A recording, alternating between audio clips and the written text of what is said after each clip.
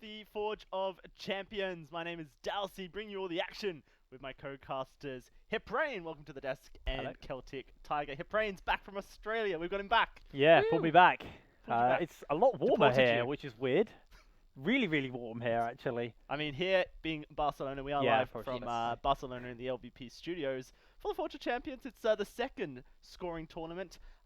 We'll get into a little bit more details about how this works. But yeah, we're live from Barcelona. There is the probability that we do go to London for the next Forge of Champions in the future. But for now, for the opening, for the test run, you could call it, it's all live from Barcelona, which is great for people like Celtic Tiger, who melts in the heat. Warm. I mean, it turns out this shirt traps heat, which was the worst idea. I shouldn't have worn it out. But, yeah. We went for a slight walk earlier to meet you. Went out for some lunch. I'm not going to say where. It was pretty fancy. We're getting well looked after. I mean, the king was good to us, is all I'm He going to was, say. yeah. Had great burgers. Yeah. And yeah, you like hard melted, dude. Like we got there, and you're like, Jake, I'm dying. I'm actually dying, and he was just covered in sweat. Don't wear shirts out, basically, Yeah. guys. So that's the quick lesson today. Yeah. Because I swapped to a t-shirt and was immediately better. It was like you were cured of like a disease. Cured of heat. Yeah. Cured of heat. Well, it's time to jump into the hottest tournament in the UK. Ooh, nice Good little pass over transition right there. Forge of Champions, guys, is the newest thing to hit the UK League of Legends. It's a prize pool full of 50,000 British pounds, just full of it. It's great. I think we should basically talk about how you sign up to it, because it's a four-stage process. Jump over onto www.forgeofchampions.com. That's the website where you can sign up and get all the details. Basically, you go there, you say, my name's Dalsey, and I want to sign up for a bit of Don't open say your brackets. name is Dowsey. Say your name. But yeah, Please. close. My name's Dalsey. Yes. Yeah, no, I've got that one down. And you can sign up. If you have a team, you can sign up. If you don't have a team, you can sign up as a solo, and we'll match you with people around your skill level as well. And if that's not enough for you, then make sure you head over to our socials as well. We have a YouTube channel at LVP Space UK, where all of the VODs from the first scoring tournament have been uploaded. So if you want to go back and watch some of the matches, see how Diabolus won the whole thing, then you can do so, as well as head over to Twitter at LVP UK for all of the updates. The hashtag for the second scoring tournament is hashtag Forge of Champions 2, where Jake will be posting a bunch of selfies later. So if you want to go see some selfies, then you Oh, can. cool. I'm glad I get told this now, but yeah, I'll be. Part of your contract. Okay, Yes. cool. I mean, We might take group photos if you're good. yeah, but I don't want to like be outclassed in the photo. You I won't be had a- two options there. I could have gone really cocky Yeah, or really I was humble. wondering which way you were So, going. Yeah. I didn't know what way I was going Humble until the route. word came out of So my that we mouth. could up your self-esteem. I like it. Yeah, Yeah. yeah. I like so- so. All right, well, let's talk about how Forge of Champions works. We've got a nice little graphic this time to help us ease into it. So, Forge of Champions is a 4-process tournament, which you'll see here. Yes. You can see 4 qualifying tournaments, each one worth more points than the previous, and after that, you qualify for the grand finals. Each qualifying tournament is separated into 2 stages, the open and the scoring stage. The open stage is open to anyone. We talked about that earlier. And the 8 teams that make it through will then go into the scoring stage. They continue all the way to the finals for seeding. Then the 8 open bracket teams will play against the 8 premiership teams for a prize pool, as well as points for those 16 teams. The points accumulate over the season, with each qualifying tournament being worth more than the last. And then the top 8 teams will head over to the grand final, where the prize pool is much more. And those 8 teams will fight for that finals position and to be crowned the Forge of Champion, I suppose. The grand final will go to the European Masters, as well as the team that has the most points during the qualifying stages. And that's pretty much it. You're basically playing for lots of money, as well as a European Masters spot, So- 2 of them. Let's just go over the name here, The mate. Forge of Champion. Yeah, I the think. Forge- We're forging champions. They don't become the Forge of Champion. They're just being forged. So I they mean- will be the champion. No, you will be the Forge of The Forge champion, canon maybe? now. The We Forge are the champion? Forge. That makes sense. We are the Forge that produces champions. They Yeah. are the final product. Yeah. I mean, There we it's- go. It's happened. They have been It's- forged. I feel like we can't go back, guys. It's hot enough to be a Forge. Yeah. I was reading a study by Harvard that says that your brain doesn't work when when you're in heat. I mean, my brain doesn't work anyway, so. I feel like that's what's happening here. All right. Well, I mean, we've talked about how it works. Let's actually see what's happening this scoring tournament with the bracket. So let's get that up. Yesterday, all 16 teams played in the round of 16. As you can see, Misfits Academy defeated Phelan, Enclave defeated Forgotten in Time. Digital Warfare won over Wind and Rain. In fact, there was a disqualification, Wind and Rain, breaking some rules. We won't go too far into that. It was a harmless mistake. Hyperion, though, did take the win over Newcastle Jaguars 2-1, so they will be in the quarterfinals for the first time. MNM Gaming defeating the Super Duper Giant Truck team. XL defeats Nuclear Storm. Diabolus, of course, 2-0's Tasty Stick eSports, and then the Twitter Randoms defeats Barrage 2-1. Meaning that, unfortunately for Barrage, that's 2 weeks in a row that they haven't made it to the quarterfinals, which could be a problem later down this season. So those are the 8 teams that will be competing in this quarterfinal section. So let's throw it over to the match schedule so we can get underway, see exactly what's happening today. First up is MNM Gaming versus XL, followed by Diabolus and Twitter Randoms at 8 PM. So those are the 2 matches today, and then Digital Warfare will play Hyperion eSports, Misfits Academy will play Enclave Gaming tomorrow. So, gentlemen, it's time for MNM Gaming versus XL. Tig, you'll remember this one, it's a rematch. Yeah, and I mean, last time we came in, we were like, well, XL look really strong. You know, they just came off pretty strong EU Masters, where they've kept most of their roster. And then they walked in, and MNM just walked all over them. So, I'm interested to see whether they adapted to that, whether they have any basic form of response here. Yeah, and it's really surprising as well, because XL obviously looked so good in the ESL Premiership at the beginning of the year, and MNM looked very, very weak. Yeah. They had a slightly easier group out of the 2 groups, and they just fell short massively when XL, you know, we're expecting it's pretty much most of the same roster, Rippy and Quicksef being new additions to the XL roster, but overall, actually very surprising to see XL lose. I did speak to Shogun, had a little chat with him. He did say that XL didn't feel like he was playing on XL on their best form, and I think everyone can probably agree that. So maybe we're going to see more from this XL. It's actually interesting because I believe MNM also said the same thing. They didn't really feel like XL were the best opponents on the day. However, you know, after XL's defeat, Ferndog did go to Twitter to say, sorry lads, draft wasn't good, my fault. I mean, you can blame it on the draft, but I feel like there were also mistakes during the game. Yeah, I mean, look, the drafts weren't great. Like, that's been stated. I mean, the coach himself acknowledged it. Fair enough. But certainly there were portions of it that could have been executed much better in game. Like, they went for a lot of aggro split pushers, and they just didn't work out. And they got in a nah. Yeah, and then you had like Callista Thresh in the bot lane at one point, which is a very aggressive lane. You want to start playing it up. Yep. And that didn't work out. So I'm really interested to see, especially because MNM seemed to have adapted to the more aggressive style much quicker at the very least. Right, and so the thing is that after MNM did take the win over XL, they went on to play the 2nd place team currently in the tournament, Wind and Rain. And that was another 2-0 stomp in favor of Wind and Rain. MNM attempted a Heimerdinger Morgana bot lane that didn't really take off. I mean, I love it. It's a good idea. You have to actually be able to play it, as it turns out. It's like, if you're going to try these unusual strategies, it's all about the execution. And perhaps in a best of 3, sometimes trying things a little bit off meta can work, but also if they don't work, then you're behind massively. I mean, Heimer's meta now. He is meta, I suppose, in Europe especially. Yeah, I mean, Heimer Fiddle is possibly the filthiest bot lane you can get, really. Might not be the strongest, but it's the worst to play into. I actually think it is one of the strongest lanes right now. I am really interested to see whether people have adapted to that. Yeah. And that's part of the whole meta adaptation that I'm hoping to see coming into this.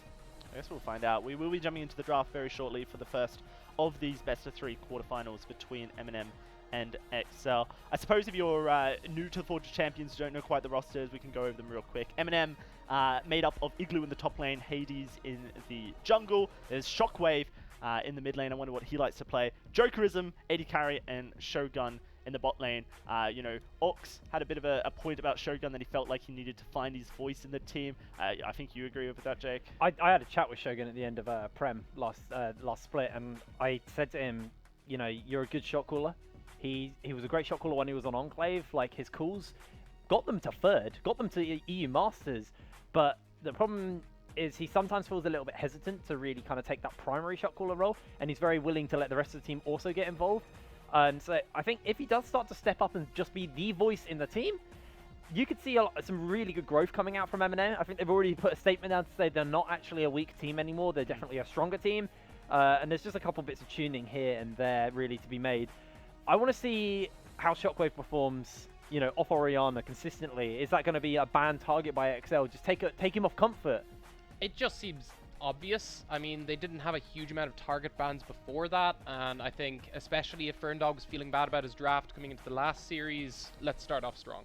I mean, so in the games between Wind and Rain and MNM, they did have Orianna banned against him in the first game. He moved on to Rise, and then in the second, Orianna wasn't banned, and so he picked up the Orianna. Makes sense. It's a really strong pick.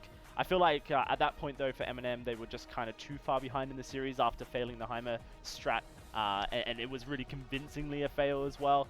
I mean, Jokerism's back. He's kind of the gatekeeper of AD carry in the UK. Yeah. I love a bit of Joe Kent. We'll have to see how he does perform, because there's a lot of good talent in the league at the moment. So I mean, gatekeeper of ADC, and also great little video editor. Put loads of videos together. So I mean, he was editing videos of Venza when they were playing on EU Masters. So, you know, we're gonna see how this bot lane goes out, because Venza has been consistently good for quite a while now within the UK scene. That's a good segue. Sendo is the top laner for XL, Taxa in the jungle, Rippy the mid laner with Venza, AD carry, and Quicksef in the support role. Yeah, and I think we were just talking there about Venza, who's actually looked really strong coming off EU Masters. Like, he almost managed to carry XL against Origin, who went on to win it quite comfortably after that. I'm really interested. The biggest issue I have there is Venza looked really great in the late game. That doesn't really happen in this meta, and that's where I feel like XL didn't really adapt perfectly in the last qualifying tournament. I hope they've come in a bit stronger this time around. Just need to get that preparation down. I'm curious to see like how Quicksef works with Venza. Unfortunately, I haven't been able to watch too much of the games because I was in Australia. Ooh, but big man. Yeah, I know. Sorry, doing my own thing, dude. But yeah, I'm curious to see actually how Venza and Quicksef go together, because they're very decent players individually. Yep. Sometimes, you know, when you kind of get too many big things, they don't make. I don't know where I'm going with this. You're almost there. It's the heat. It's the heat. And my brain's sticking out. When there's too they many don't perfectly gel all the time, especially I mean, if they're two strong players that might have separate ideas on what they want to shot call. Or if they're two strong players and they gel very well, then they're very dangerous in the bot lane, and that's essentially what Quicksef is looking to do, to facilitate Venza as much as possible. Venza's always been known as a very good team fighting AD carry, not so flashy in the lane, not really about that, about getting strong, hyper carrying in the late game, so that's where XL can look to. I mean, we've got new additions, Rippy in the mid lane for XL here. You know, he previously played for eMonkeys, I believe. He has a giant champion pool, so basically it's going to be whatever the team need from him. Yeah, the question is whether it's a jack of all trades, master of none. Can he actually deliver on every one of these champions consistently? Because we've seen a lot of cases where people get counter matchups and they just don't play to them, and then suddenly they start falling behind. I believe you were telling me a story about someone who decided they'd pick Talon into Zoe. And yeah, G4. Yeah, how'd that go? It went really good for him. He lost super hard. He went like 0-6 in lane. And this guy's like an assassin main. So, I mean, kind of hitting on that and kind of hitting on like players individually. One of my favorite things about how much kind of different regions I've been seeing recently in all these different areas is where's the priority? So for somewhere like the LGL in Japan, they put a lot of focus on Morgana as a champion. But for the UK scene, it's all about the mid laners. And we need to see whether or not they're going to be unlocked on the map, basically. Well, we will find that out as we're going to jump into the picks and bans of this first quarterfinal between MNM and XL. First bans coming through is going to be our Rise being banned away against Rippy here. XL going to strike back with a Taliyah ban. Makes sense, really. The Taliyah just so oppressive in the jungle, and you can also play a mid at the moment as well. So pretty standard bans across the board. The Rise maybe a little bit of a target ban, but playing towards that UK roaming style. Zoe also getting taken off the board. This is just making a lot of sense. A lot of mid here. A lot of mid focus. I mean, I can respect that as well, especially if Shockwave's leaning towards that Orianna, making sure he has the best matchup possible just seems natural. And I was actually going to mention when we were talking about different priorities from regions, LCK has put a massive priority on Nocturne, and that gets taken away here as well. Gonna take off the Aatrox. And now with XL, I'm curious to see whether or not they ban something like the Swain, or if they do just want to focus out Shockwave and take off that Orianna. There's quite a few options really available to them. The Dr. Mundo was a big point, but nope, they're just going to focus in on Hades there with the Nocturne Nidalee bans. So, and potentially the Tilia could also just be 3 jungle bans going out through there from XL. Is worth noting, we are playing on patch 8.13 with all hotfixes enabled. So, you know, your Nocturne nerfs have come through, your AD carry buffs have come through, and Aatrox has been hotfixed. There's the Swain locked in for MNM Gaming. You leave the Swain open, you're going to pick it up, but obviously XL now get 2 power picks here. Red side typically does have a nicer pick, so going to take away that Vladimir. They've got quite a lot open to them still as well. Braum I was expecting Braum Lucian here. The Vlad, I think, is something specific, and I think they like it because they can flex it between the mid and top role right now. I think it makes a lot of sense for Sendo as well. In the previous series, he was kind of put on Urgot and Gnar duty to try and deal with the Dr. Mundo. At least if you're a Vladimir, you can still deal with that matchup as a Vlad, and as you mentioned, it's good. It's good flex. You can also put in the bot lane. I think the big thing for me as well is it scales well in team fights. If the biggest issue we saw when you lock things like Urgot is you just can never 5v5 here. Yeah, that's true. Lucian will be locked in. Don't want to make sure that the Lucian Braum oppressive combo doesn't get secured here by XL. We'll have to see if they go for a support choice. So I was thinking, I was like, okay, if Lucian gets taken away here, what's the option for XL? Just run that Braum in the jungle and just go full funnel. I mean, at the moment, Tax's got exhaust on his summoner spell option, so there is a chance that we actually see a full funnel here, and they lock that in. I wouldn't funnel a Yasuo though, but you could put that bot. Yeah, I mean, you could. I was expecting maybe a Kai'Sa lock in here if you were going for the funnel, or even just in general. It's quite strong with Braum. Okay, well, they lock in that Kai'Sa, so actually we could see a funnel out of XL now, because obviously Lucian's taken away, so Braum, he obviously synergizes with other ADCs very well, but if you stick him in the jungle and get Rippy, super fed on that Kai'Sa, this kind of late game that MNM, have played towards with Jokerism suddenly falls apart. We'll have to see if XL are willing to try it out. There's not been many attempts at funnels so far in the Forge, and all attempts so far have failed. So, I mean, that's just I think a stat that I'm happy to say, at least in the scoring tournament. Don't really have the stats for the open bracket. I mean, if we're going results-based analysis, we could say that XL are just going to lose because we got 2-0 last time, but I don't think that's true. BM. Yeah, I mean, I think they can absolutely attempt the funnel comp here if they want to go for it, but they still have the option, as I said, Kai'Sa Braum is still just a good lane in general. I mean, if you do go for the funnel, you've given away the fact that Vladimir will be going top lane, because you can't stick Vladimir bot lane. You want to put 2 supports down bot lane realistically, so whether or not we actually do see a funnel on lot is still up in the air. There's still quite a few options, and that's what makes this meta so exciting, right? Like, there's so many different things you can do. Going to take away that Mundo, going to take away Lissandra and the Morgana for the moment, so quite a few options open to XL. I'm curious to see what MNM are actually going to be putting through as their last ban and where their focus is going to go now, because Orianna's made it through 2 ban phases now. Yeah, you have to be careful as well, because you ban away another jungler, then you're really just giving that priority over to XL at this point as well. The big thing for me is if they put the Swain mid, that's like ideal for the funnel comp. He's not super punishing on that, and while he does synergize well with certain junglers, generally he'll be fine. I'm interested to see where they okay, it's funnel. Venza's got smite, so Venza's going to take Kai'Sa. They're going to look for supports here. Wait, let's let him lock it in. I have great points. You have a really great point. I want Karma. Let's see what happens. I want Karma or Lulu more than an Alistar, but they're going to lock that Alistar in, so it's definitely a funnel from XL. Yes. And it's a lot of engage funnel, more than a keep the Kai'Sa alive funnel, which I've typically not seen too much of this. I don't know if you have, but normally you go for those heal and peel supports, the people who keep the AD carry up. Right. I mean, technically Alistar can also peel, right? He's not just designed to engage. He's better at engage. I think a lot of this is we get ahead. Okay. This stays ahead. This dives turrets. We just end 25. Like, so Jarvan's going to get locked in. MNM's like, this is a funnel, so we need hard engage. We need to be able to assassinate. Obviously, Jarvan a great assassinating champion if he gets ahead. Yeah.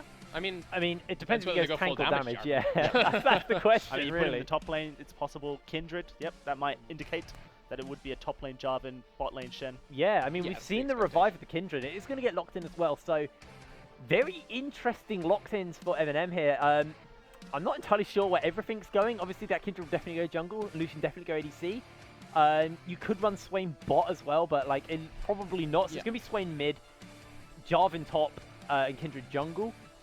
I like how you have to spend a lot of the time just figuring out where the people will Yeah, go right I now mean, after all 5 lock-ins. I'm just making some points. So that's going to be a Poppy. Yep. So it's actually just going to be a different kind of funnel. So instead of having like everyone devoted to keeping Venza alive, we're actually going to see the Vladimir go bot lane with the Alistair, and they run almost a standard, so to speak, 8.13 standard bot lane. And at that point, it's okay, if somehow Venza has a really bad time, gets camped, falls behind, you still have that insurance of the Vladimir, and it's still going to be about, if Venza dies in a fight, it doesn't matter, because they still have the Vladimir, they still have damage, and they're able to put it out. So it's going to be all about Venza kind of joining the fight after Rippy's put a lot of damage down on the Vlad. There's also a few other things to consider here, like Hemoplague increases magic damage. Yeah. You got Kai'Sa just pumping damage into people. On top of the fact you actually have Poppy, I really like, because they picked Shen. Yeah. That is one of their primary and engages. Jarvan as well. Yeah. So you throw down the W, Kai'Sa is safe for much longer and like long enough to kill people realistically with a funnel comp. Yeah, so I mean, it's easier to kill the Kai'Sa in this comp, right? Because there's In no theory. like, in theory, Yeah, theory. But there's no I like think there's shields, there's enough. no Monsoon, there's nothing that like, you know, will keep her up. I think there's enough. I think you headbutt them away, you have the Braum ult, you have the Poppy W. Yeah. It keeps her alive for long enough, on top of the fact that you force the engage, so you're getting your damage down first. So I've got a question for you, as I'm not an analyst. How does the Kindred interact with this? Because obviously Kai'Sa and Rippy just want to put everything down quick as possible. Kindred Ultimate just completely negates that. That's part of it, and also what I really like is Kindred does really well if she gets free invades. And in a funnel comp, it's actually quite easy to get invades off, because they have to split their time between the mid lane and the jungle. And you telegraph where you are on the map. Yeah, as well. and you get some of those early crabs, and you could just go for early fights against the Braum Kai'Sa, who's still waiting to scale up. Yeah. Cool. Makes a There lot we of go. I sense. learned something today. That's pretty good. The Kindred makes a lot of sense. So clearly MNM are looking to try and counter this through the jungle, as well as have a composition that can engage on top of the Kai'Sa and really lock it down. You always have that insurance with the Vladimir. I mean, we'll have to see exactly how that does happen. I mean, I guess we're assuming that Braum goes around with the Kindred here and kind of plays that. I mean, it's going to be Taxa, the jungler. Taxa has to go around with Venza, basically. Yeah. Venza will go mid, Rippy goes bot, and Taxa will literally have the He'll be most like, "All right, boring it's time." game of League of Legends he's ever played. This is how you jungle. I mean, It's a we tutorial. saw Yes. Yankos basically plea on the LCS, like, I don't like this, but that's because he's such a good jungler, and the same can be said for Taxa. I mean he's that's the not on thing. Yankos' level, but Taxa is a very aggressive jungler. Exactly. His playstyle is aggression, it's invade, and it's win that jungle So we're matchup. going to arm him with a shield. yeah, and Yes. that's it. It's like taking the guy who's the best with the sword and giving him like chicken fillet. Well, I mean, I feel like he already used the shield. You realize there was nothing left. Exactly. Chicken fillets the next one. So he goes with chicken fillet into battle, and it's like not quite as potent as a sword. I mean, What if you had still, a few chickens and just like well, it's threw only a 'em? fillet. So like Just the one the best fillet. thing you're gonna do is give him salmonella. Yeah. It's got a And good then hope, smack to it. and then though. hope the guy who's running around with like 6 swords is actually going to be able to finish him up for you. Yeah.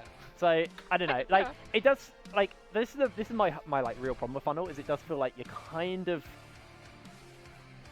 I don't know, like you're kind of making your like jungler, your especially if words. you got a very good jungler, you're kind of wasting it almost.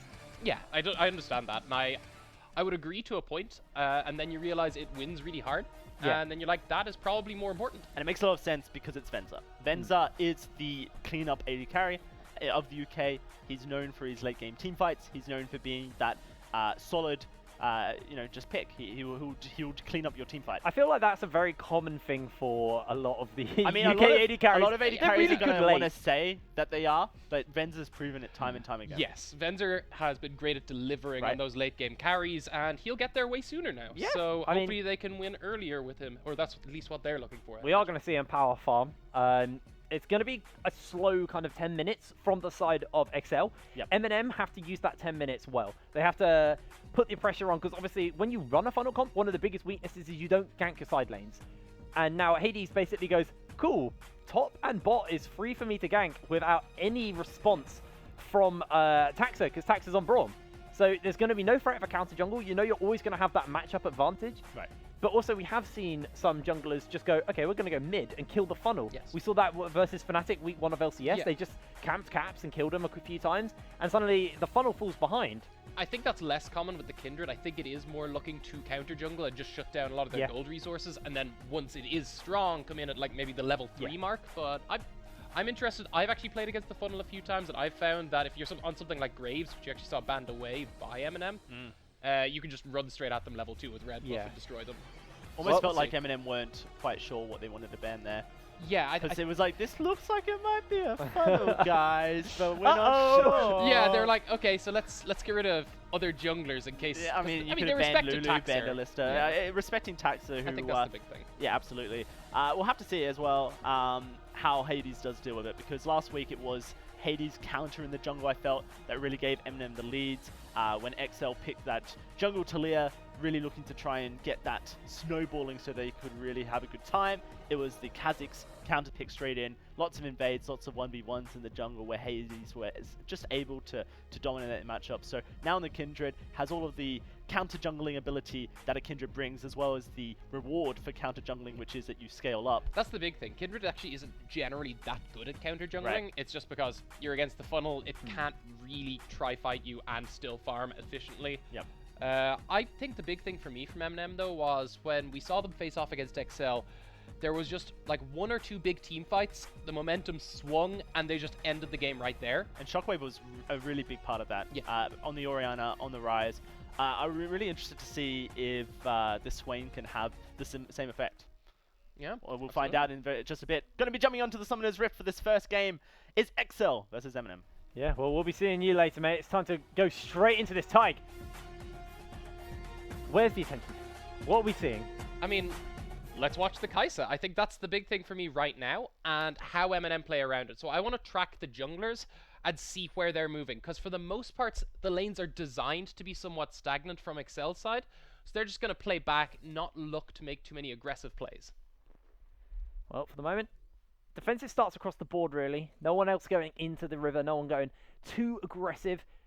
Obviously, it's quite scary. Braum typically has a very like powerful level early 1, so MNM obviously don't really want to walk into a Braum and get those concussive blows stacking up. Yeah, I mean, that is the danger. The level 1 is actually very strong, so you can't just start with an invade, which is a pretty ballsy strategy, but you can do it. I think, you know, you wait for the level 2, start farming up yourselves, and see how you get on. And I'm interested because the Swain doesn't really play that well against the funnel. It can be blocked away quite easily, it's fairly immobile, so it can be caught out. So I'm all in on watching Hades from MNM's side. Well, we'll track Hades nice and early within this game. Poppy is one of those picks that we see in the UK scene so much. I like more than any other region, and its success is always kind of varied. Never like... That's one way of putting it. Yeah, I think that's the polite way of putting it, but already we're going to see Shogun step forward into this lane with that taunt. Let's get a nice little trade off for Jokerism. Makes sense. I think when they saw the Alistar come down, they went for this Shen. And they went, okay, we can match aggression with aggression. Then in came the funnel comp, but Shen's still really good for the engage. And that's why I really liked XL's response with the Poppy. Just counters a lot of what MNM want to do, especially as the game scales forward. Well, already we'll see Rippy getting pushed in. That will be, unfortunately, what happens when you play Vladimir into a Lucian Shen. Obviously, double melee support means they can't really punish them for stepping forward. As Venza just farming up for the moment. Going to even pull out the Gromp for him. Just get this nice and going quick.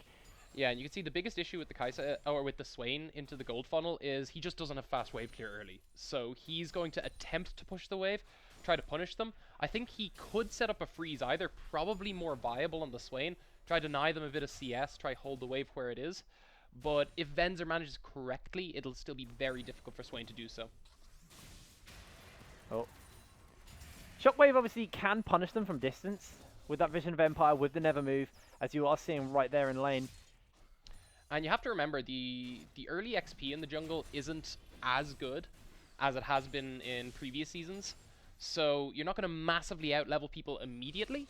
It's kind of a slow burn, and you definitely see it quickly snowball around the level 9 mark when the jungle camps even up with what they were like XP-wise pre-nerf. So we'll see if they can kind of stave that off, hold MNM to a stalemate until they can get going, get their team fights with the Kai'Sa really far ahead. So for the moment, Hades actually hasn't gone for any greedy invades like we talked about. Has been able to secure himself one of those scuttle crabs on the map. The other one did go over to Venza. He's currently sitting on 38 CS. Shockwave is on 24 though, so he's actually doing an okay job to not let himself fall too far behind. And I think part of that's the weakness of the Swain here is he is not able to get, you know, quick priority and help with those invades. And from Hades' side, he just has to hope he doesn't run into the two. And has to just counter jungle the other side, and hasn't really been giving many openings to do so, because it takes Venzer all of 2 seconds to push in the wave. It takes Shockwave so long to counter that back. Obviously does have weaker push on that. I've forgotten his name. I've forgotten his name. Swain. On the Swain, sorry. And you began with an S. I was trying to figure out if you meant the player or the champion. No, like, no. The player names are right there, Jake, you know? No, I'm not that bad. My brain's fried, my dude. I've been traveling for quite a long time for the last few days. Yeah. I mean, we get that. And it's been super warm here in Barcelona. It's nice. Very nice. Bit sweaty. Bit sweaty. Right, now Hades actually making a play towards the top side. Sendu running a little bit low. It's a red buff on the Kindred. Going to put down the mark of Kindred for the moment. The Wolf's Frenzy's on there. Going to put a lot of damage down. Burning Sendu out. Goes forward one more time. Not going to be enough to get the kill onto Sendu though, but it does force him out. Sendu though holds his flash. Yeah, Sendo didn't really have to use anything there. The W meant that Kindred had to maintain the edge of that range. Otherwise, the Dance of Arrows would have just knocked her up and would have just stopped all that. And for now, XL doing exactly what they need to. They're getting plenty of farm onto that Kai'Sa, who's already starting to look like a bit of a problem. With that red smite, those double daggers, can probably already fight with the Braum half decently. I mean, we've seen Shockwave base and pick himself up the sorcery boots there. So, yeah, he's not actually really hit any kind of major spike. Is he going into the Rod of Ages, or is it going to be a more damage-focused build for him? Is he going to go that Bruiser Mage we normally see out of Swain? What are you expecting to see? I mean, I expect so. I think that's pretty much the only meta way to build him. If you go full damage Swain, you're just going to get blown up, especially by this comp, who have so many supports to just punish your lack of mobility. Oh, Sunday now, going in for a trade with Igloo. Actually does have a decent amount of damage now. He's got that Burmese Cinder. I'm glad it's not a Black Cleaver Poppy. I've seen way too many of them recently, and I don't ever see that again. Never again. Obviously, you want to see Triforce Poppy. I mean, if you're going to build Split Push Poppy, Triforce is so much better than Black Cleaver, right? Like, Black Cleaver just isn't a great item on her. I actually love the like full-on hit. You go with the Titanic Hydra just for the shield procs. It's just really mean. But instead, we're seeing a more standard Poppy, as was probably expected, especially with the way this comp is designed. You don't need more damage from the Poppy. We're actually seeing 3 teleports on the side of MNM. Lots of ability to kind of make these collapses just instantly happen on top of the sides of XL. So see whether or not we'll have to track these and see whether or not they're actually going to be able to punish that for the moment. I'm seeing Sendo go forward, just trying to clear out some of this vision in the MNM's jungle. Yeah, and I think from their point of view, they're literally just looking to hold out, and they've done so really well so far. You've actually seen Sendo look fairly strong in that lane, and again, it comes back to this Poppy pick just works so well against everything MNM want to do in the 1v1 and in the 5v5. Well, another wave is going to be collapsing into Rippy. Is falling behind to Jokerism, but with this wave, he should be able to catch up and even up that CS score, if not actually go and pull ahead. And this is why funnel comps are fun to cast. You know, we have so much to talk about that we haven't already said. They are waiting. And they are going to keep waiting. And they're also going to farm during that waiting period. Well, one of the more exciting things is actually going to be this top lane, and whether or not Hades is going to put more attention on there. He has already head up there once, but hasn't really gained too much from it. For the moment, hanging around mid. Nevermood does go wide, so probably will pull him away for the moment. They need this 2v2 to work now. Oh, going up with the Demonic Ascension. Those concussive blows are starting to stack up. There's a teleport turning around. Venza does have that killer instinct, but teleport gets cancelled out, and a Nevermood goes wide. Shockwave burns his ultimate, doesn't gain anything but 1 summoner spell. Yep. I mean, that was pretty good, though. I think, you know, they get the TP out. It will help them a lot in terms of their map play from now on. I think MNM should look to up the aggression here, start seeing if they can find a way to shut the funnel down before it becomes a massive issue, which is why I like that play in the first place, and they should be given more options to do so now. Well, Quickstep turning onto Jokerism. Great taunt by Shogun. Rippy's been ignited, actually, in that blood pool for the moment. Cullen gets soaked up by the cow, and Shogun not going to chase for more. Does have that flash, but Rippy just going to be able to heal up with those transfusions. You see, Jokerism just doesn't have the mana to make a full engage work. They don't have the damage without the spells to completely burst out that Vlad. On top of the fact, he has flash if they try to force it. They have no grievous wounds they can really put down as well in the lane for the moment. Igloo, obviously now with the Tiamat, is able to shove out these waves pretty quick versus Sendo, but it does make him very squishy, which you are seeing him kind of taking a little bit of a worse off trade so far in the health bars, meaning he doesn't want to step forward and use that shove he's got. Yeah, and I think it's always dangerous. You don't really want to give over a bunch of free kills. I think from Excel's point of view, they're literally just trying to track Hades, make sure he doesn't get into the lanes. They did a really good job there of just instant TP response, forced him away from the Kai'Sa, and the Kai'Sa just hasn't been threatened at all yet. No. And that's perfect for them. This is perfectly good for them. I mean, Kai'Sa's actually not that far ahead of Shockwave, who we're kind of comparing the CS2 to see a rough point. And while he was basing, good tracking by MNM, and they're actually able to pick himself up a Mountain Drake just before that 10-minute mark. Kai'Sa has not finished the jungle item quite yet, is building towards it. No, it's actually building towards the Gwinsus, most likely. I like this. It's pretty much an immediate spike, and if you need to team fight early on, or I guess in the mid-game, as you put it, it works out you'd still probably win that fight because no one else has hit their spikes.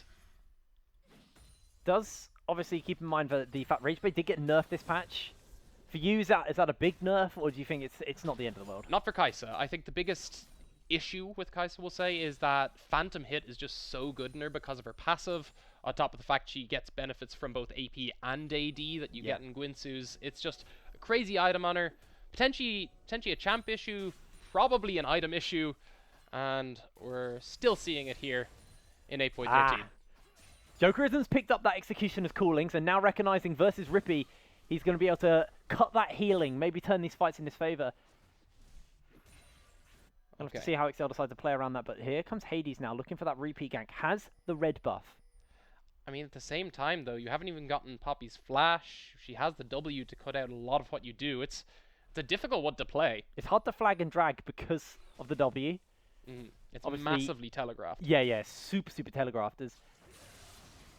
Shogun actually was making his way, and they go in with a Cataclysm. W comes out a little bit late. Steadfast Presence, but Sendo forced to flash. It's going to be the only thing they burn. Need to see whether or not Hades puts more attention on that. But Sendo actually just collapsing down towards Igloo. He could actually get caught out here if he's not careful.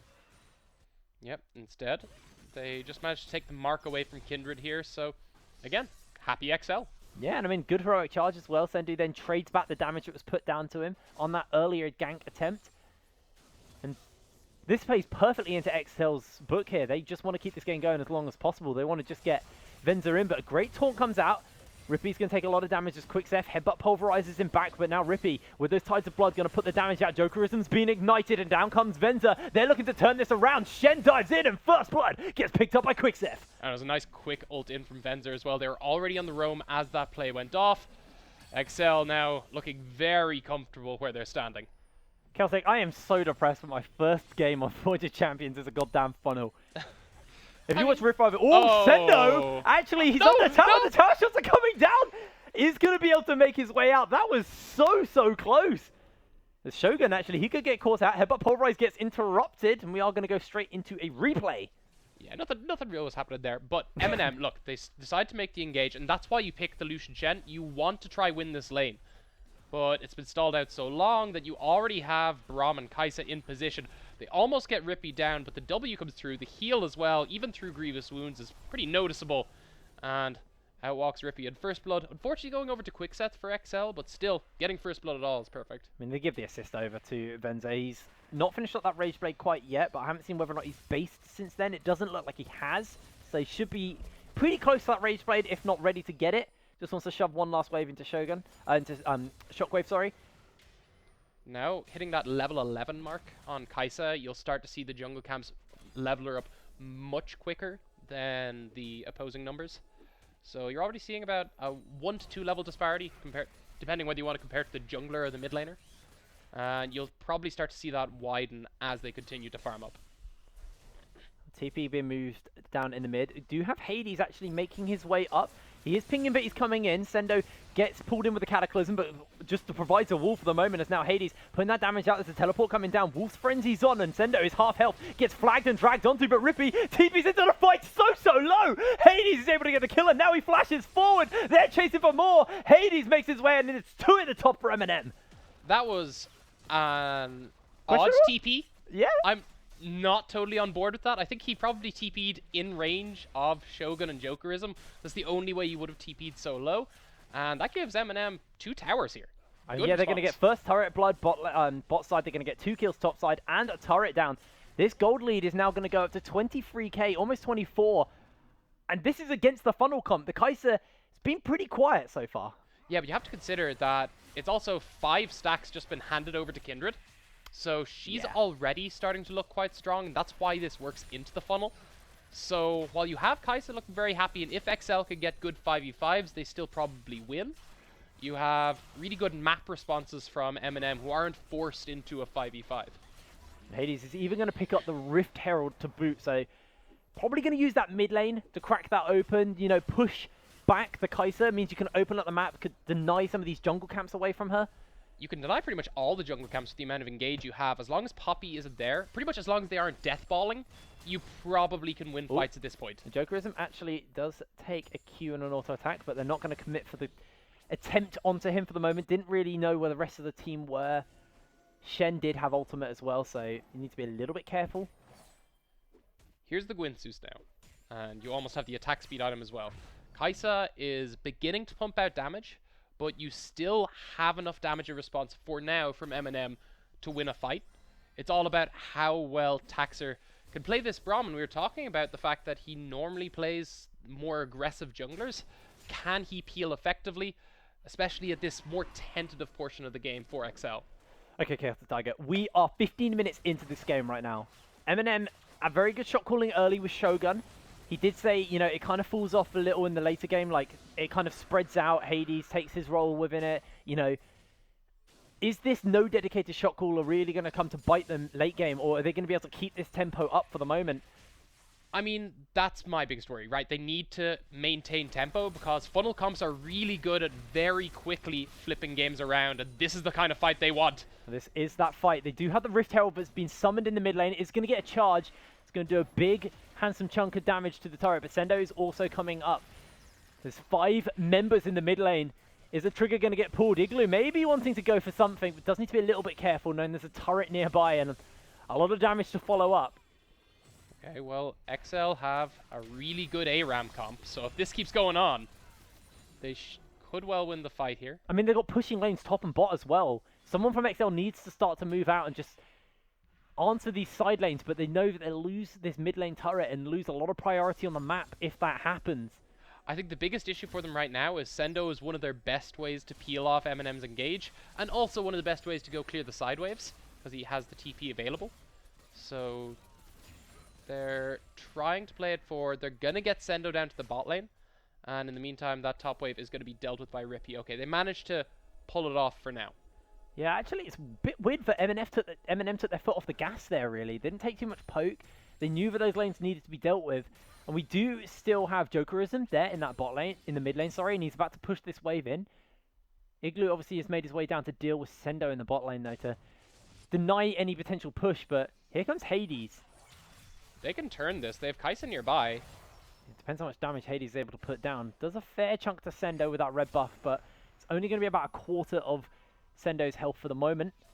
And this turret in the mid lane will remain standing, so MNM, proactive play, but they don't actually gain too much from it. Yeah, and you'll see now, I'm waiting for Kai'Sa's next back, because she's actually been stockpiling a lot of gold from that mid lane. Just the kind of stalemate they had there for a while, on top of the fact that she's since cleared a lot of jungle camps, so should see that gold start pouring in, and that'll result in pretty hefty items. Yeah, I mean, Shockwave did a good job to keep up with CS with him for as long as possible, but now is in a bit more of a trouble. Ultimate comes out from Poppy, just clears away the Kindred for the moment, but they do get the proc onto the turret. I mean, you have to commend MNM here. They are doing their best to just maintain this aggression without giving in to the 5v5 that XL want. Yeah. They're just consistently roaming around the map and getting the numbers advantages in places you wouldn't necessarily expect. Hades is just poking and prodding away onto Sendo. Obviously, Sendo is starting to stack that armor, got the Ninja Tab, he got that Sunfire Cape, is making it a little bit harder for Hades to be able to put out that damage as he is building towards his Black Cleaver right now. It's kind of a necessity against how many tanks are on the XL side. I mean, that Black Cleaver will help a lot with that, on top of the fact you have a lot of attack speed, not only from just your innate, like, items. Your Dance of Arrows, the more stacks you get, the more attack speed you get at the end of it. So we'll start to shred these tanks. Again, one of the reasons Kindred was kind of a nice pick into this funnel comp. I mean, there's been a lot of like ability to cut through the tanks. Obviously, you've got that Blade of the Ruined King on Jokerism. There's already a Cleaver finished up on Igloo as well. So they are stacking ways to cut through these slightly tankier members. Gonna have to see whether or not Kai'Sa can deal with them before they're able to do that, or whether or not it just falls apart. They blow up Kai'Sa, and then the tanks are just easy pickings after that. Yeah, and one of the nice things about Kindred getting so many stacks is you do get the longer range, and Kai'Sa, of course, being the low range carry, can be kind of punished in that regard. Well, we do see Sendo and Igloo have a little bit of a fight. Not going to really result in too much. These tanks top lane always been a bit of a wet noodle fight. Yeah, and I mean, while Jarvan is something of a bruiser, you still start to see that as Poppy is full armor right now. Picking up their shields as well. Goes forward with the heroic charge. The rest of the team from XL are starting to collapse down, and Igloo, recognizing that, flags and drags his way out. Probably safe. I mean, if he got knocked into a wall or even the W hit, you had the Kai'Sa mark, shields in, and just immediately takes him out. Pretty scary stuff. We are seeing a bit of a slower pace here from MNM, though. They are slowing this down. Shockwave's doing very well with these Never moves, though, landing quite a few of them. Did so in the laning phase. Especially if he can land it onto Kai'Sa, but Quickstep going in for the flash. Goes onto 2. Venza flashes over the wall. A lot of damage starts to come out straight away, and Shogun flashes over the wall, though. Venza putting the damage down. That's going to be 1 picked up for XL. Make it 2. Jokerism's the only one who remains, and a great fight for XL. Yeah, and I mean, he's the only one who remains in the mid lane. The rest of them were just scattered because that engage was so sudden. Beautifully done by Quickstep there. Just flash, headbutt, pulverize, lands onto 2 members. And they're going to be able to take a turret here in the mid lane. That's perfect for XL. That's what they were looking for. I mean, that's, again, this is what you want with the Gold Funnel Cup. We were talking about as the game scales forward, they only really need 1 fight to realize, okay, we're winning now. We can maintain control of the game. Going to see the rest of XL back off. Have to see whether or not a turret gets answered out here now for MNM. They want to take down this mid lane turret. They've been trying to do so for about 6-7 minutes now. I think this all plays back into, you know, you have XL who were struggling against MNM the last time they faced off against each other. They just didn't look like they were on form. Much, much better, both draft-wise and how they're playing around that draft. Well, Venza throws out that Void Seeker. There's a teleport coming through, so that will obviously be Shockwave joining into the fray. Quickstep maybe wants to look for another one of those juicy headbutt pulverizers. Venza constantly fishing, but Quickstep stepping forward, doesn't have that flash, so you do need to be a little bit careful. But Infernal Drake's getting started up, gets picked up by Hades. They go in with the Cataclysm as Jokerism has the Shen, but Venza able to get the kill. It's just 1 for XL for the moment. Venza's down. That's going to be a kill onto the Kindred as the Riptide comes out. A taunt onto 4 members. Igloo trying to pump that damage down for the moment, but he gets pulled in and blown up. The health bars are so low, and nobody's going down. Shogun gets stacked up and bopped down. It's a double kill onto Sendo, and XL win the fight. Yeah, and I think a lot of that comes down to they're not done, though. Oh, they're not done. Shockwave goes down. He does go golden. Does have that demonic ascension available in just a few moments. He's going to pop it. Now he's starting to heal up. Gets himself the rune. He needs to go the pop. damage. Can he get this? Shockwave does not have flash. Can't chase for more. He's just going to settle for Sendo, who doesn't realize quite how much damage he can do. Pops him away with the ultimate, and Sendo makes his way out. Shockwave comes in. That was so close. Oh, that was just the tip of that culling just not quite hitting. But again, a great fight for XL, and this time they didn't even manage to fully protect Venzer, which is why it didn't look so clean. But you can come back and have a quick look at this, because just look at where they go. Quickset goes to the engage. They managed to get the dragon, but here at the back. So he managed to get picked off by both Jokerism and Igloo. But in the meantime, they still have Vlad doing plenty of work on the rest of the fight, because he hasn't been touched at all yet. So you now have 3 tanks and Vlad, which is more than enough damage to deal with these guys. And I like that MNM managed to focus down the carries. That's why it went so, well, even. But then it still just didn't matter, because they have just had more time to scale up. They took on the side of XL. Once they got rid of the Kindred, a lot of the ways to counter these tanks was gone.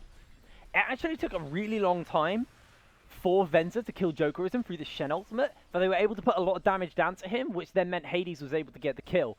So, it looked pretty hard for them, and this is just heartbreaking for Shockwave. I mean, I think this is more heartbreaking. Did have to flash. Look at that. I mean, they got the flash, so it's not the end of the world.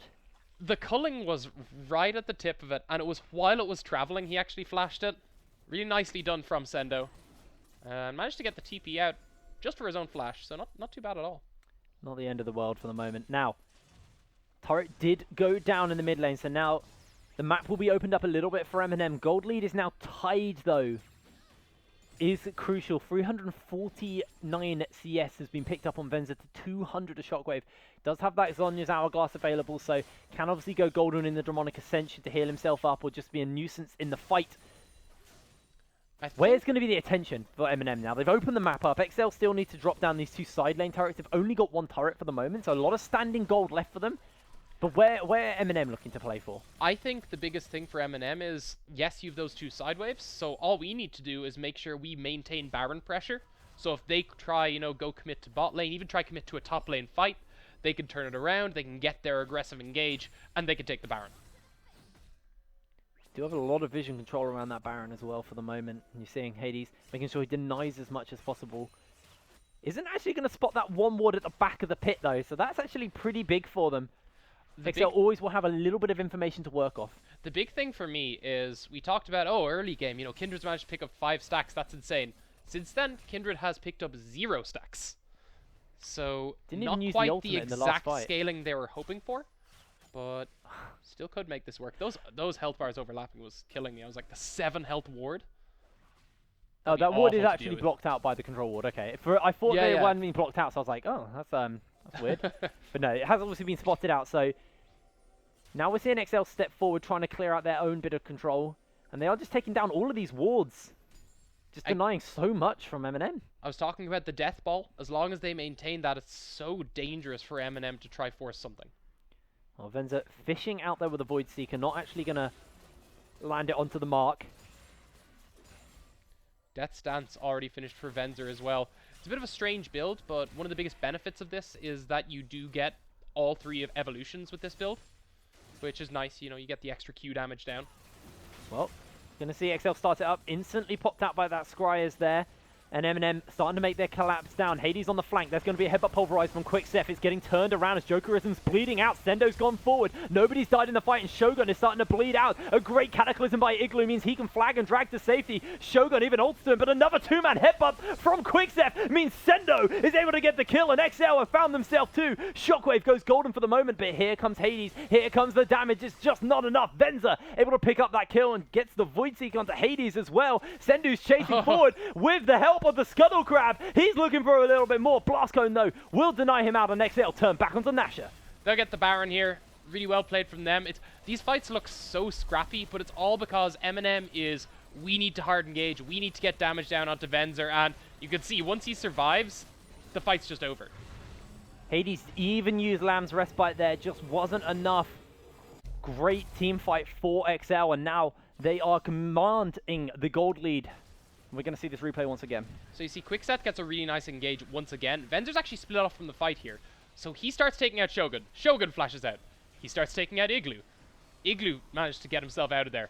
Now Shockwave's onto him, and Venzer has gone low, but he actually has a minion wave to heal off of, and he's managed to get Taxer back towards him, and he's just completely safe at the back of that. Meanwhile, XL actually managed to take 2 people out on the other side of the fight without the Kaisa. So you can see that even though this is a really tank-heavy comp, they still have enough damage that once MNM split up, they can pick people off. Venzer hasn't actually finished his jungle item yet, either. Hasn't finished the Blood Rage, it's just so good. The Red Smite, yeah, he's quite content with that. Sendo trying to push into this turret with the Baron buff. Igloo is trying to answer it out, but it's taking a little bit of free poke from Sendo, and they're Turret is starting to go down there in this bot lane as we do see the top side fall as well. So gold lead continues to grow for XL. And they have a massive wave to work with. Hades just doesn't quite have the damage to clear out these minions fast enough at the moment, and it will get forced in, while Sendo, with yet another wave, will be able to take down the third turret for XL, tying out the turret score and excelling the gold lead even further. Excuse the pun. Yeah, I was like, was that purposeful? Nope, not at all. Yeah. That is low-hanging fruit, but right now, XL completely in the driver's seat. They have the Baron, they have a Death Ball comp. If you try walk near them, you're in trouble, on top of the fact that Sendo, because of the matchup with Poppy Jarvan, is just not struggling at all. I mean, he's stacked armor, like you said. He's got everything he needs. That turret did no damage to him. And Sendo just trades even. In comes the rest of the team, goes in with that headbutt, gets himself the Cataclysm out, but a great pulverize. Killer Instinct from Venza comes down, and he is just elated. He tried to get out with that pulverize, or with of the pulverize. Couldn't quite get there. Quickset, again, on this Alistar has to be commended. He has been XL's shining light. Oh, he's going in again! Headbutt pulverize is there. Great Spirit's Refuge, but in comes Sendu. Misses the ultimate, but a Glacial Fissure will separate and slow down the team. Shockwave flashes forward, trying to kill Venza, but he is forced out because concussive blows are going to stack up. Venza's still alive! He's going down as Shockwave gets picked up. Hades throws down the Lamb's Respite to keep everyone up, but that's just going to heal XL, and Venza is able to pick up yet another kill. Third turret goes down for XL, and they are turning into the inhibitor. And you're seeing MNM really struggle with this comp because they're trying to push past and get onto the Kai'Sa. And while they're doing that, the tanks are just completely throwing out all their abilities onto them. And it's more than enough to just start tearing apart the health bars while they have tried to focus everything towards Vendor and not even kill him. Late game Venza is enabled now. 419 CS, got himself 3 kills to 1. GA, Nash's Tooth, everything finished up. He is ready to go. I love this. He actually sold his red smite just so he could get a stopwatch on top of the GA. So if they decide to focus him in a fight, they are going to really struggle, especially with the Vlad, who's doing more than fine. Yeah, I mean, he's doing enough, but oh no, it's all about the rest of the team's damage here. They built Ohm Wrecker. Ah, lads. What? I haven't seen this item in You have so much long. armor, it's so unnecessary. I can't believe he's built that. Hades actually is going to get collapsed on. He's just going to get picked up here. Rippy's able to take away that kill. Nice and simple. It looks like XL going to catch this wave in the top lane, and work it into MNM's jungle. One more fight. Quickseth is being given room to engage. He should be able to take these guys out. Venzer is nearly impossible to kill now with stopwatch and GA. This should be a comfortable end for XL and a nice retribution from their Forge of Champions 1 go. Yeah, a little bit of retribution, like you said. Turret's going to go down. That makes it 7-3. 58,000 gold to 47,000 gold. An 11,000 gold lead to XL. And they are looking for more. Tier 3 in the top lane will be going down, and they're just going to turn for the inhibitor. They can't even walk up because there's so many tanks from XL that they can just force and engage whenever they want. Well, you're seeing that armor on Sendo. He just takes no damage from Jokerism. Igloo goes in with the flag, doesn't go in with the drag. Although, maybe looking for Sendo. It just does nothing. You know, he sits there. It's kind of just more, get out. Eh. Throws the lance out.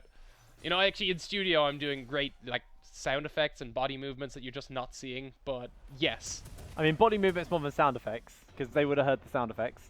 You're right. Give me a Dragon Spear by Jarvan. What sound would he make? I still think it's just because it's just doing nothing.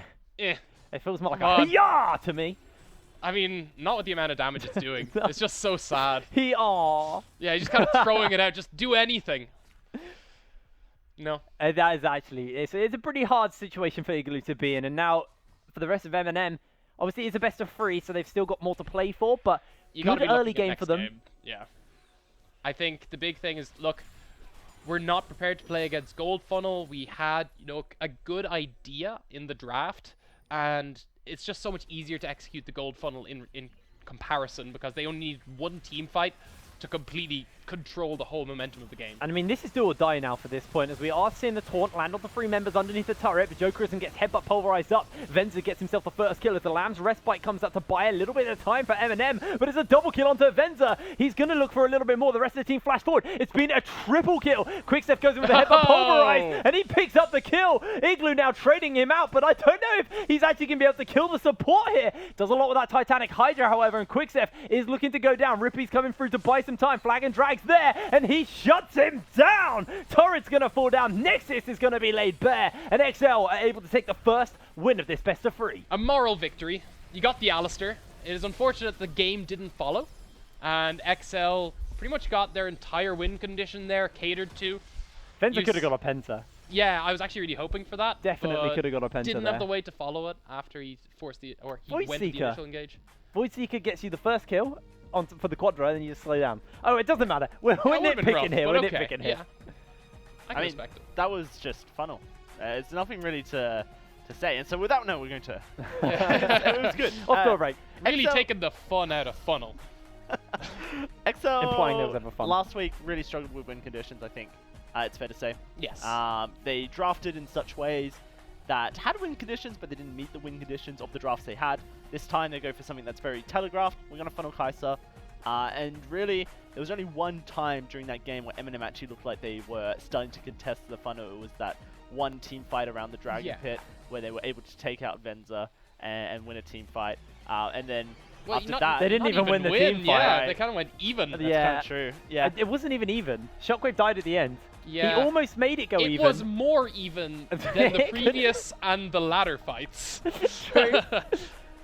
Yeah. It was rough. It was rough. It was very rough. I think what I like about the funnel specifically for XL is we talked about how Venzer is always this late game AD carry, how they kind of struggled to adapt to the new meta and didn't seem to be as comfortable on the aggressive players, and they pick something that caters to their style in that regard. It allows them to get a late game carry early, and they play to it quite well. I also think that no dedicated shot caller point I brought up was really starting to show up in the mid game. It felt like MNM didn't have any answers, and there was no one really kind of offering solutions anyway. Right. So XL kind of knew mid game, but the game was theirs. Yeah. After they won a couple of decent fights, and Venza just, he got enabled super hard. Gonna be curious to see actually when we go through to game 2 of the series, whether or not it'll be another funnel, whether or not that gets banned out. It's a lot of questions that need to be answered. I think the big thing I'd be looking at is just ban out the Kai'Sa. Yep. The rest of it, I think if they still go with the funnel, is a bit more manageable. But you can the do the funnel, Zyra Khan one. I was going to say the Zyra Khan Yeah. one is my next go-to. I don't think you can ban Or both the Kai'Sa and Graves. Xayah. We've seen the Graves funnel, and actually is really filthy. Yeah. The Graves, when he gets ahead, is just one-shotting people. Not to so- mention, then it could actually just be Taxa at that point having fun. Yeah. Rather than, Yeah, than someone exactly. else, That's so- true. Swap in. Yeah, exactly. There's lots of different things that XL can do. If they want to continue funneling because they feel like MNM didn't really have a response to it, then they can do. Let's start off with at the beginning. It's a good place to start. MNM looked strong. They came in, they got their Mountain Drake at 9:30, kind of recognized that it was a free objective. At 12 minutes, they kind of had this cross-map play where Rippy kind of entered into a teleport. We got some replays. Let's see where we go first. Because that 12-minute play, if that's the first one, is pretty much where I was like, okay, so M's kind of got it. Oh, okay, it's not. This is that dragon fight where they got onto Venza. He got one kill, but Igloo was able to finish him off with the help of Hades. It took Venza so long to kill Jokerism. For the rest of XL, basically were able to get back and collapse. And tidy up the damage, because MNM used everything onto him. They just really tried to pick him up, and they kind of forget that Vladimir does a lot of damage as well. And so does this Poppy, who's also super tanky. I think that was the big thing. A lot of these tanks are good because their base damages are high. And if you just try walk straight past them all, you're going to take a lot of damage on the way. This part was great. This part was the most fun. Not necessarily for MNM, but it was pretty funny to watch. Must have been like this flash here. Flash. It's Jokerism jump coming in. He's like, I'm gonna get him, guys! Like it was just about to clip him. That's a big feels bad man. Yeah, that's literally what I was about to say as well. That's just a big old feels bad man. But that's Joe Kent is in peak performance in the UK. He went 0-3. Yeah. Okay. Is that what you flaming him here? Because that's yeah, I mean that's what I'm hearing. I'm just joining in with Twitch chat. That's all. I'm just enjoying myself. So yeah, I mean, at 12 minutes, we'll go back and have talk about that because it was a strange teleport. Clearly, what happened was Jokerism and Shogun were able to get on top of Rupee, and so that double kill there allowed for a double turret take. But you know, MNM were never really able to execute off it. Really great engages from Quicksef. Really he actually did that move twice, where he starts the headbutt, flashes at the end of it, and then pulverizes for the long range engage. Beautifully done. My favorite thing about this is Igloo cataclysms onto Venza, and then 3 people get in the hot tub with him, and they're like, "Let's go, bro!" And he's just like, "I don't want anything to do with this," and jumps straight out of the flag and drag.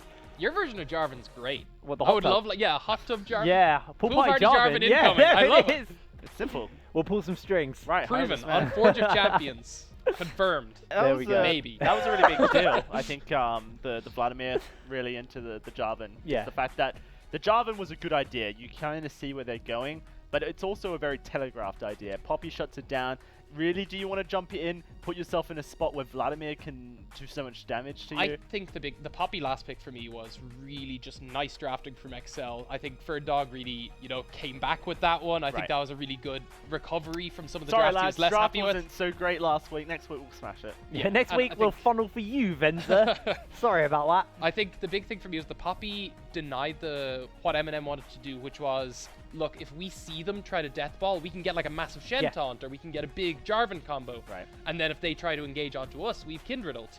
And without the easy flash taunts available, without any real way to flag and drag without giving Poppy an obvious W, it was always going to be really hard for MNM. And I really like the fact that constantly it was Quicksef making the engagements kind of out of XL. They weren't really waiting for MNM to dive onto them and for Venza to go low.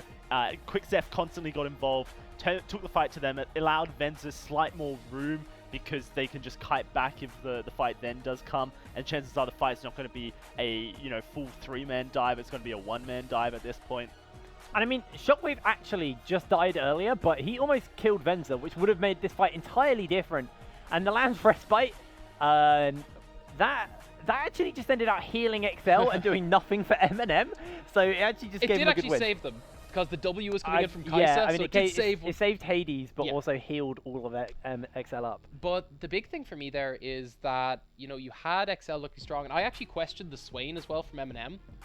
Shockwave almost turned it around a few times there, but just wasn't quite able to make it work. His team was being shredded apart, and that's why I was talking about how the funnel comp's a little easier to execute on when you've been given such a nice early game at the very least. Yeah, no, that's true. If you have the cards ahead of you, then it's easy to know where you're going. It's only when MNM really start taking them away that things get a little bit more tricky.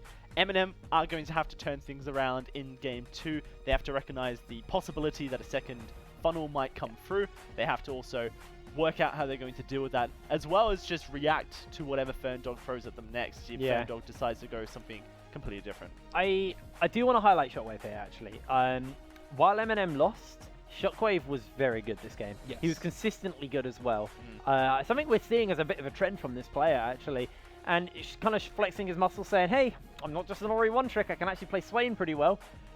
So, I mean, if you're MNM, you want to play around Shockwave, I think, going into this next game. Jokerism didn't have the best game.